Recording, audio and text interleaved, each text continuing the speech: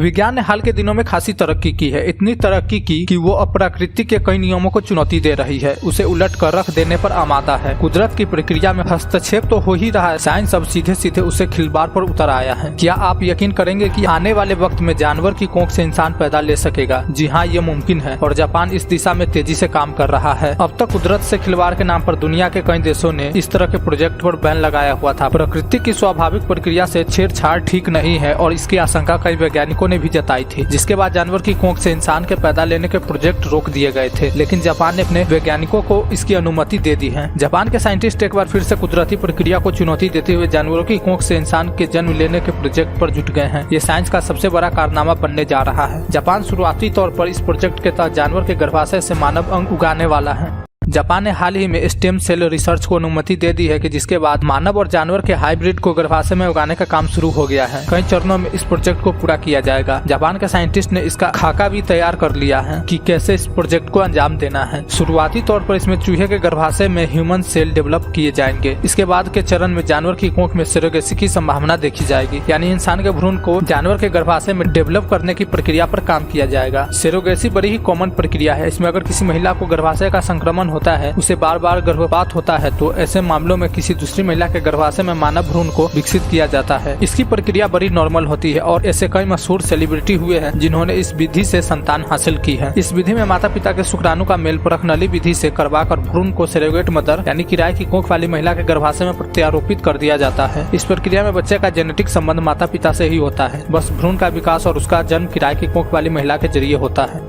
इसके एक कदम आगे बढ़ते हुए अब मानव भ्रूण का विकास किसी जानवर के गर्भाशय में करने की तैयारी चल रही है। यूनिवर्सिटी ऑफ टोक्यो में इस प्रोजेक्ट पर काम भी शुरू हो गया है। जापान के मशहूर जेनेटिसिस्ट हिरोमित्सु नकोजी ने इस प्रोजेक्ट पर काम करना शुरू कर दिया है। पहले पहल में जानवर के गर्भाशय में मानव अंगों को उगाने की प्रक्रिया पर काम होगा, जिसे किसी जरूरतमंद इंसान को प्रत्यारोपित किया जा सके। इस प्रोजेक्ट में सबसे खतरनाक बात यह है कि इसका अगला चरण अपने मकसद से भटक सकता है। अगर ये प्रोजेक्ट कामयाब हो गया तो फिर संभव है कि आने वाले वक्त में एक ऐसा जीव अस्तित्व में आ जाए जो आधा इंसान और आधा जानवर हो। इसी खतरे को देखते हुए दुनिया के कई देशों ने इस तरह के प्रोजेक्ट रोक दिए। ऐसे प्रोजेक्ट को आर्थिक सहायता देनी बंद कर दी। जापान में भी इस तरह के प्रयोग में सिर्फ 14 दिन का एक्सपेरिमेंट करके इसे रोक दिया गया। हिरोमित्सु नकोजी इसी दिशा में काम कर रहे हैं। उनका कहना कि हम जानवर के गर्भाशय में अचानक से मानव अंग नहीं उगा सकते, हम धीरे धीरे उस चरण तक पहुँचेंगे। हमारा एडवांस रिसर्च हमें उस जगह तक ले जाएगा। उनका प्लान है कि इस प्रोसेस को धीरे धीरे अंजाम दिया जाए। पहले जानवरों के हाइब्रिड गर्भाशय उगाने पर काम होगा।